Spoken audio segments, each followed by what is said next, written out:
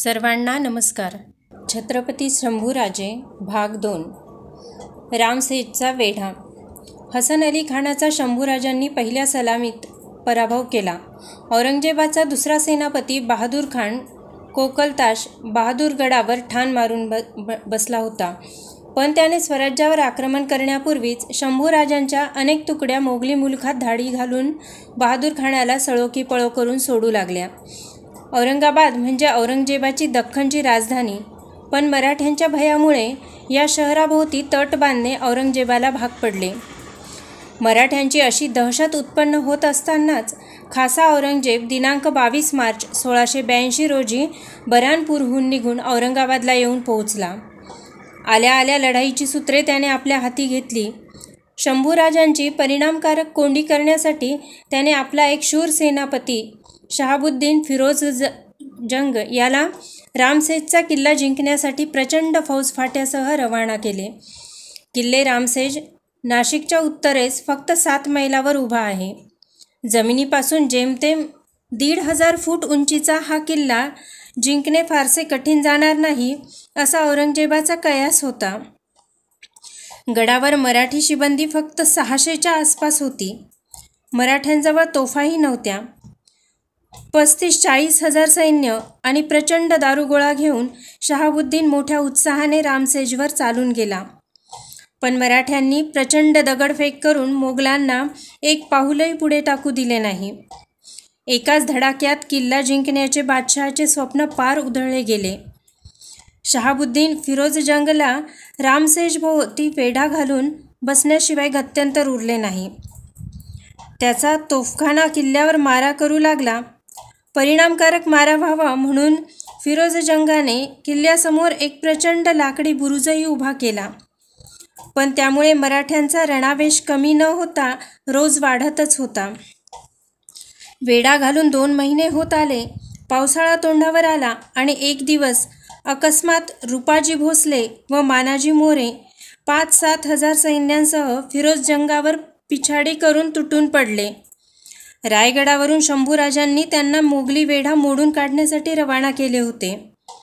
अटीतटीची झुंज सुरू झाली. मराठ्यांच्या जबर हल्ल्यापुढे फिरोज जंगाची मात्र चालेना. शेकडो मोगल मारले गेले. सुमारे 500 घोडी मराठ्यांनी पाडाव करून नेली. खासा फिरोज जंग वेढा उठवून जुन्नरकडे पळून गेला. चिडलेल्या औरंगजेबाने हे वृत्त ऐकताच त्याच्या जागी बहादूर खानाची नियुक्ती केली. पण त्याचीही मराठ्यांनी अशीच फजिती केली.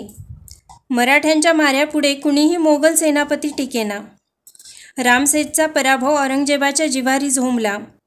संतापून त्याने डोक्यावरची पगडी फेकून दिली आणि प्रतिज्ञा केली की जोवर त्या काफर बच्चास म्हणजे शंभूराजांना पकडणार नाही वा ठार मारणार नाही तोवर ही पगडी पुन्हा डोक्यावर घालणार नाही. औरंगजेबाच्या थैथयाकडे पाहून रामसेजचा किल्ला मिस्किलपणे हसत होता. 1 वर्ष लोटलं, दुसरं संपलं, तिसरं, चौथं, 5 वर्षे उलटली तरी रामसेजच्या खांद्यावरील भगवे निशाण ताठ मानेने फडकत होते. रुहुल्ला खानाची फजिती. औरंगजेबाचे सर्व अंदाज पहिल्याच सपाट्यात धुळीस मिळाले. 1 वर्ष उलटलं तरी एकाही आघाडीवर त्याला विजय प्राप्त करता आला नाही. आता बादशहानं शहाजादा अकबरास पकडण्यासाठी दुसरी कोकण मोहीम काढली. मोहिमेचे नेतृत्व दिले गेले रणमस्तखानाकडे. रणमस्तखान कल्याणवर चालून आला. खाशा शंभूराजांनी त्याचा मुकाबला करून त्याला घाटाच्या पायथ्याशी कोंडले. औरंगजेबाला हे कळताच त्याची सुटका करण्यासाठी रुहुल्ला खान बक्षीची रवानगी करण्यात आली. तातडीने तो कोकणात उतरला. मराठ्यांची एक तुकडी रुहुल्ला खानावर चालून गेली. रुहुल्ला खानाने त्यांच्यावर एकदम गोळीबार सुरू केला. या गोळीबारात मराठ्यांचा सेनापती एक मुलगा जखमी होऊन घोड्यावरून खाली कोसळला. रुहुल्ला खानाने त्याला पकडून ठेवले. त्याच्या सुटकेसाठी मराठ्यांनी 2 लाख रुपये खंडणी देण्याची तयारी दर्शवली.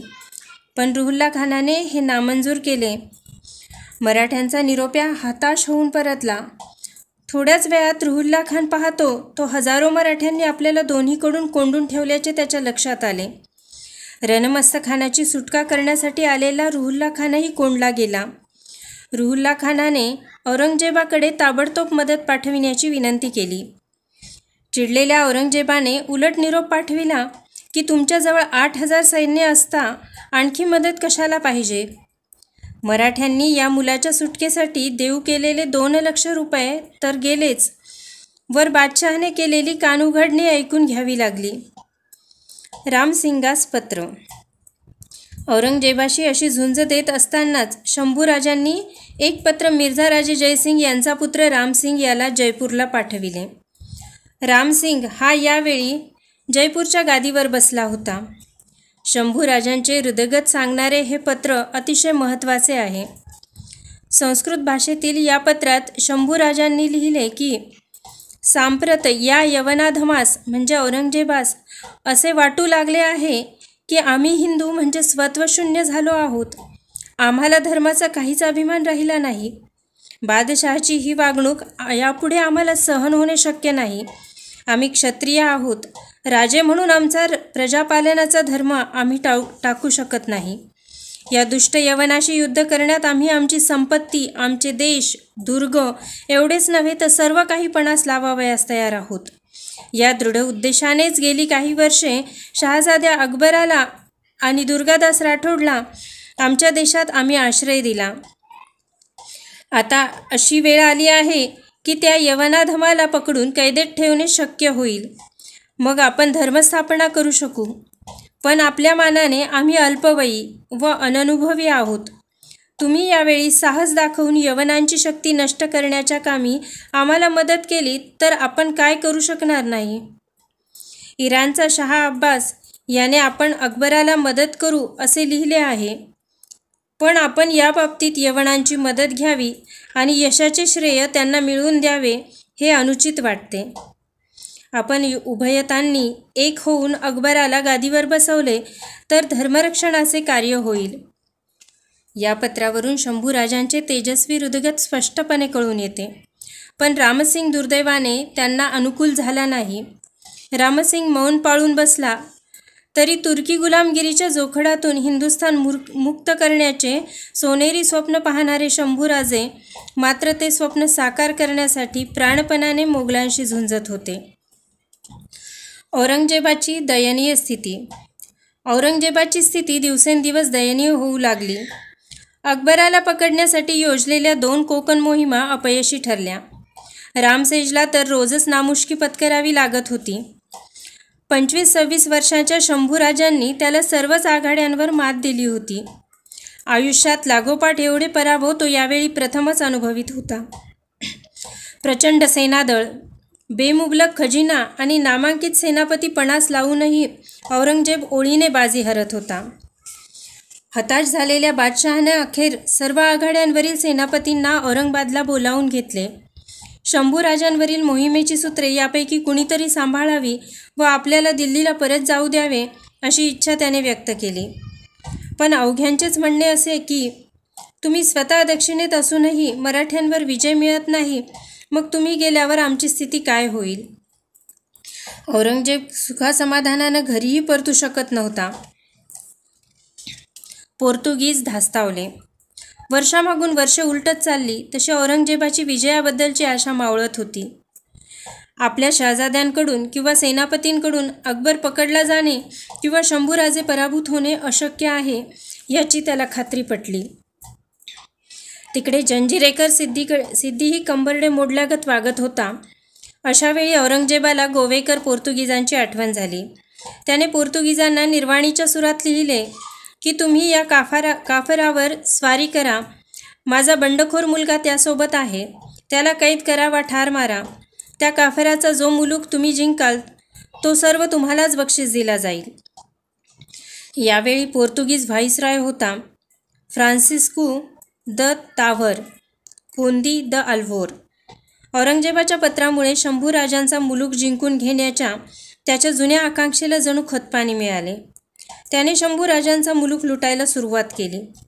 उत्तरादाखल शंभूराजांनी पोर्तुगीज मुलुखात धुमाकळ मांडला.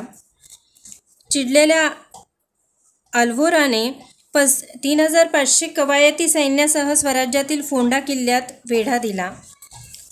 फोंड्यावर जेमतेम 600 मराठे सैनिक होते. त्यांनी चिवटपणे झुंज मांडली, पण पोर्तुगीजांच्या तोफांच्या माऱ्यापुढे फोंड्याचा एक तट ढासळून किल्ला पडण्याची वेळ आली. अशावेळी शंभूराजे फोंड्याच्या मदतीस धावून आले.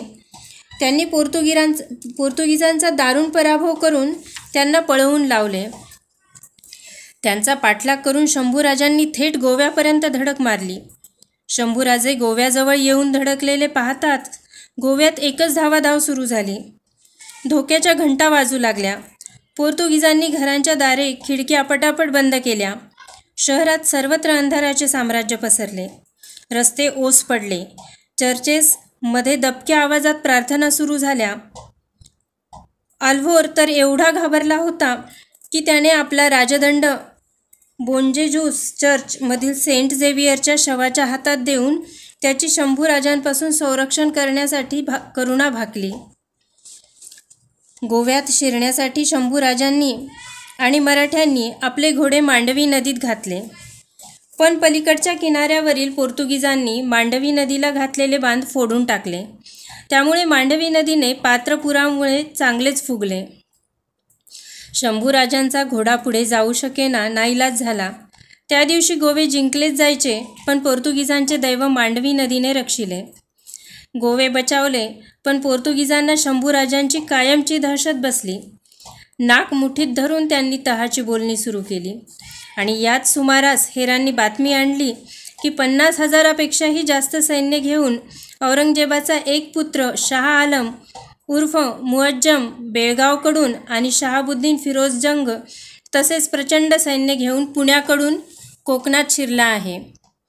शंभूराजे पोर्तुगीजांशी लढण्यात गुंतलेले पाहून औरंगजेबाने अकबरासह शंभूराजांना कोकणात कोंडीत पकडण्याची योजना आखून उत्तर दक्षिण अशा दोन्ही बाजूंनी हल्ला चढवला होता. शाह आलमची दुर्दशा. ठरल्याप्रमाणे शाह आलमच्या नेतृत्वाखाली मोगली सैन्य बेळगावजवळील रामदऱ्याच्या घाटातून तळ कोकणात शिरले आणि त्यांच्या अंतःकरणात धडकी भरू लागली. कारण हा सर्वच मार्ग खोल पाताळ दऱ्या, उत्तुंग डोंगरी सुळके, घनदाट जंगले यांनी भरलेला होता. त्यातून विषारी सापांचा सुळसुळाट. कसाबसा जीव मुठीत घेऊन शाह आलम पुढे सरकला आणि एक दिवस त्याचे डोळे पांढरे झाले. कारण त्यांना पकडण्यासाठी ही मोठी मोहीम काढली होती. ते राजेच अकबराला सोबत घेऊन घोड्यावर स्वार होऊन समोर ठाकले होते. हजारो मराठी फौज त्यांची पाठराखण करीत होती. शाह आलमला आव्हान देऊन शंभूराजे त्याच्यावर झेपावले. यावेळी शाह आलमच पकडला जायचा, पण अकबराच्या विनंतीवरून शंभूराजांनी त्याला जीवदान दिले. हताश झालेला शाह आलम जीव मुठीत धरून परतला. परतीच्या मार्गात रोगराईमुळे त्याची असंख्य माणसे व जनावरे मृत्युमुखी पडली. शंभूराजांनी केले नाही ते निसर्गाने केले. कसाबसा जीव वाचवून शाह आलम बादशाहकडे परतला. तिकडे शहाबुद्दीनलाही असेच मोहीम गुंडाळून पळून यावे लागले. औरंगजेबाची मतीच गुंग झाली. शंभूराजांवर मात कशी करता येईल या काळजीपायी त्याला झोप येईना. दक्षिणेतील पातशाहींचा अंत. खूप विचार करून औरंगजेबाने आता पवित्रा बदलायचे ठरविले. त्याचे सर्वच सेनापती आणि शहाजादे शंभूराजांकडून वारंवार पराभूत झाल्यामुळे त्या सर्वांचे मनोधैर्य पूर्णपणे खच्ची होऊन गेले होते. स्वतःच्या कर्तृत्वाबद्दल एक भयानक न्यूनगंड त्यांच्यामध्ये निर्माण झाला होता. तो दूर करून त्यांचा आत्मविश्वास व मनोबल पुन्हा वाढविण्यासाठी औरंगजेबाने विजापूर आणि गोवळकोंडा यासारख्या कमकुवत राज्यांवर हल्ला चढवून ती राज्य जिंकण्याचे ठरविले. या शाया गुप्तपणे शंभूराजांची पाठराखण करीत होत्या. त्या नष्ट झाल्या तर एकीकडे आपल्या सैन्याचा आत्मविश्वास व मनोबल दुपटीने वाढेल, तर दुसरीकडे मराठ्यांचे मनोधैर्य खच्ची होईल असा औरंगजेबाचा होरा होता. त्यानुसार शंभूराजांच्या स्वराज्याची पक्की नाकेबंदी करून त्याने बव्हंश सैन्य विजापूर आणि गोवळकोंडा जिंकण्यासाठी रवाना केले. शंभूराजांनी व दोन्ही शाह्या वाचविण्यासाठी आटोकाट प्रयत्न केला, पण अंतर्गत फितुरीमुळे त्याचा उपयोग न होता या दोन्ही शाह्या औरंगजेबाने गिळंकृत केल्या. आणि आता वाढत्या शक्तीनिशी नव्या विजयोन्मादात औरंगजेब पुन्हा शंभूराजांवर चालून आला. दरम्यानच्या काळात अकबर सुखरूपपणे निसटून इराणला निघून गेला होता, त्यामुळे तर बादशहाच्या तळपायाची आग मस्तकात गेली. चारही बाजूंनी संकटांचे काळे ढग स्वराज्याभोवती गोळा होऊ लागले. कल्पांत कोसळला. संकटे कधीही एकटी येत नाहीत म्हणतात. शंभूराजांच्या बाबतीत आता असेच झाले. स्वराज्याचा ग्रास गिळण्यासाठी आलेल्या मोगली महापुराला आपल्या बाहुबळाने रोखण्यासाठी शंभूराजे दिवसरात्र धावपळ करून स्वराज्याची पक्की मोर्चेबंदी करीत होते. तेवढ्यात घात झाला. सरनौबत हंबीरराव मोहिते मोगलांबरोबर चाललेल्या एका झुंजीत गोळी लागून ठार झाले. शंभूराजांची एक खंबीर बाजू लंगडी झाली. हे कमी पडले म्हणून की काय, आता फितुरीची कीडही स्वराज्याला कुरतडू लागली. कर्नाटकचा सुभा सांभाळणारे हर्जीराजे महाडिक स्वतःला महाराज म्हणवून घेऊ लागले. त्यांनी तिकडून राज्याचा वसूल व दानागोटा रायगडावर पाठविणे बंद केले. हर्जीराजे शंभूराजांच्या थोरल्या बहिणीचे पती होते, हे विशेष. पण हाही आघात जणू कमी ठरावा असा आणखी एक जबरदस्त धक्का स्वराज्याला बसला. शंभूराजांच्या पत्नीचे येसूबाईचे बंधू गणोजीराजे शिर्के हेही आता मोगलांना मिळाले. त्यांनी शंभूराजांविरुद्ध बंड पुकारले. शंभूराजे ही बातमी ऐकून सुन्न झाले.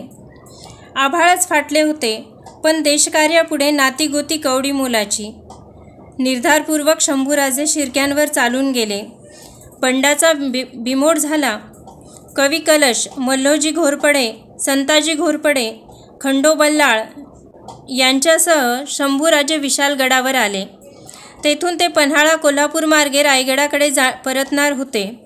परंतु विशालगडहून निघताच जासुदांनी कळवले की औरंगजेबाचा एक सेनापती मुकर्रब खान कोल्हापूरला येऊन धडकला असल्याने त्या मार्गे रायगडला जाणे धोक्याचे ठरेल.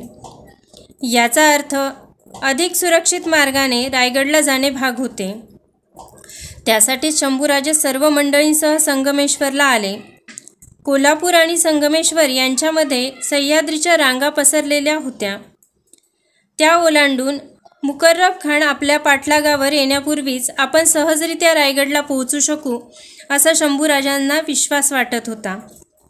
संगमेश्वर सरदेसाई यांच्या वाड्यात शंभूराजांचा तळ पडला. हे कळताच गावोगावचे प्रजाजन तक्रारी घेऊन तिथे आले. या तक्रारीचे निवारण करण्यासाठी स्वाभाविकच शंभूराजांचा संगमेश्वर मुक्काम थोडा वाढला. अशा स्थितीतच शके 1610ची माघ वद्य सप्तमी शुक्रवार दिनांक 1 फेब्रुवारी 1689 उजाडली. थोड्याच वेळात शंभूराजे रायगडाकडे प्रस्थान ठेवणार होते. त्यांचे बव्हंश सैन्य आदले दिवशीच तिकडे निघाले होते.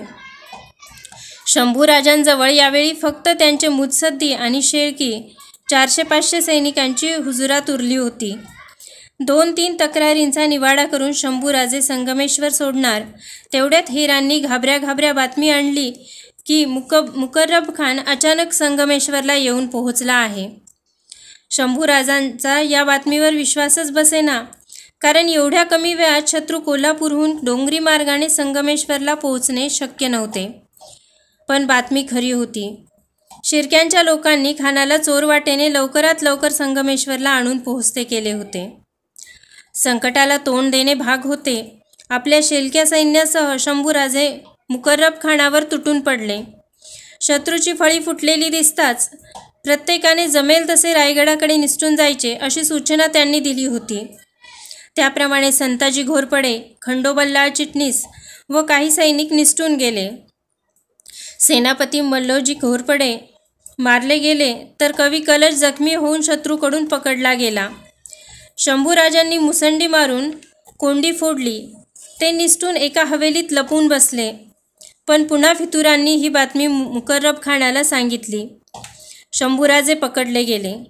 लक्षावधी मोगल सैनिक जंग पछाडूनही ज्यांना वर्षानुवर्षे पकडू शकले नाहीत ते शंभूराजे फितुरांनी त्यांना अलगद पकडून दिले.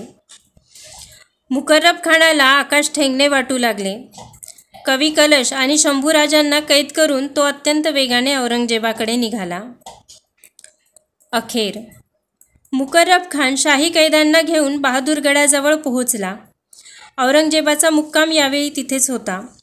शुक्रवार दिनांक 15 फेब्रुवारी 1689 बादशहाने मुकर्रब खानाचे अभिनंदन करून त्याला निरोप पाठविला की शंभूराजांना तख्ते कुलह चढवून इराणमध्ये गुन्हेगाराच्या डोक्यावर ठेवीत तशी विदूषकी थाटाची लाकडी फळ्यांची टोपी उंटावरून धिंड काढीत दरबारात पेश करावे.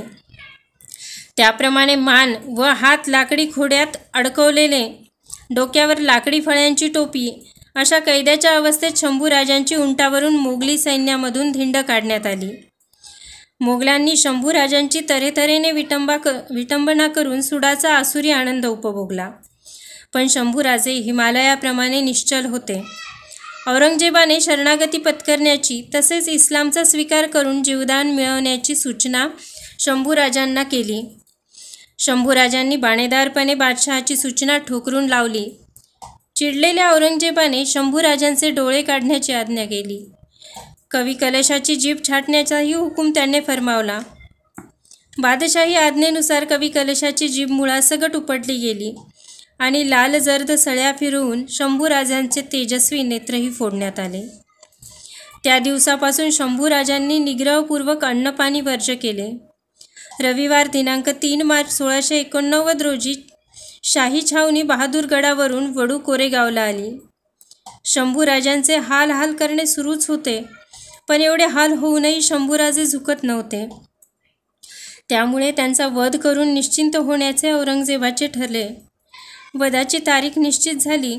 फाल्गुन वद्य अमावस्या दिनांक 11 मार्च 1689. दुसऱ्या दिवशी गुढीपाडवा होता. फाल्गुनी अमावस्येला शंभूराजांच्या मस्तकाची गुढी उभारून हिंदवी स्वराज्याचे मनोधैर्य खच्ची करण्याचा औरंगजेबाचा हेतू होता. फाल्गुनी अमावस्या उजाडली. वडू कोरेगावच्या बाजारात कवी कलश आणि शंभूराजांना आणले गेले. प्रथम कवी कलशाला व नंतर शंभूराजांना हाल करून मारण्यात आले. शंभूराजांना ठार मारले की स्वराज्य नष्ट करणे सहज शक्य होईल असा औरंगजेबाचा अंदाज होता. पण लवकरच त्याच्या लक्षात आले की शंभूराजांचे डोळे फोडले म्हणून मराठ्यांचे स्वप्न पाहणे थांबले नाही. शंभूराजांचे बाहू तोडले म्हणून मराठ्यांचे बाहुबळ कमी झाले नाही. शंभूराजांचे पाय तोडले म्हणून मराठ्यांची आगेकूच थांबली नाही. आणि शंभूराजांचे मस्तक तोडले म्हणून हिंदवी स्वराज्याचा मुकुट छेदला गेला नाही. उलट महाराष्ट्रात नवे रामायण घडायला सुरुवात झाली. शंभूराजांच्या हत्येमुळे पेटून उठलेले रामचंद्रपंत अमात्य, परशुरामपंत प्रतिनिधी, धनाजी जाधवराव, संताजी घोरपडे